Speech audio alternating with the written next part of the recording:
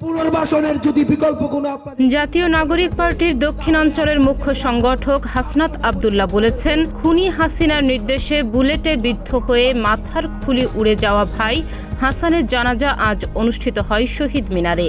জুলাই অভ্যুত্থানের সর্বশেষ শহীদ ছিলেন আমাদের সহযোদ্ধা হাসান, যিনি বুক টান টান করে দাঁড়িয়েছিলেন হাসিনা শাহীর বিরুদ্ধে। শনিবার দিবাগত রাতে নিজের ভেরিফাইড ফেসবুক আইডিতে এক পোস্টে এমন মন্তব্য করেন তিনি। ফেসবুক পোস্টে হাসনাত আব্দুল্লাহ লেখেন, তিনি এত রক্ত এত প্রাণের বিনিময়ে ফ্যাসিস্ট শক্তির হাত থেকে ক্ষমতা ছিনিয়ে আনার পর আমাদের সর্বপ্রথম দায়িত্ব ছিল খুনিদের হত্যাকারীদের বিচার নিশ্চিত করা। কিন্তু যেন কোনো অদৃশ্য ইশারায় সেই কাঙ্ক্ষিত বিচার প্রক্রিয়া থমকে আছে। বিচার দাবি করলেই আমাদের দীর্ঘ সূত্রিতা দেখানো হয়, শেখানো হয় নানা যুক্তি ও নানা ব্যাখ্যা। তিনি আরও লেখেন, এই অন্তর্বর্তীকালীন সরকার খুনি হাসিনার বিচার না করে কোথাও যেতে পারবে না।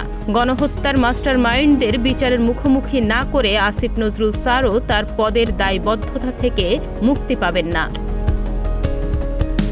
এনসিপির এই নেতা আরও লেখেন, জুলাইয়ের উত্তাল দিনে শহীদ হাসান ছিলেন আমাদের কাঁধে কাঁধ মিলিয়ে লড়াই করা সহযোদ্ধা। আমরা আমাদের সহযোদ্ধাদের হত্যার বিচার চাই। এই বিচার থেকে কেউ ফাঁকি দিয়ে পার পাবে না। আমরা ক্ষমা করব না। সব শেষে তিনি লেখেন, এই জানাজা শুধু বিদায়ের আনুষ্ঠানিকতা নয়, প্রতিটি জানাজা আমাদের কাছে এক একটি শপথের নতুন সূচনা। মনে রাখবেন, আমরা ভুলব না, থামব না। তাহনিয়া ইয়াসমিন, প্রতিদিনের বাংলাদেশ।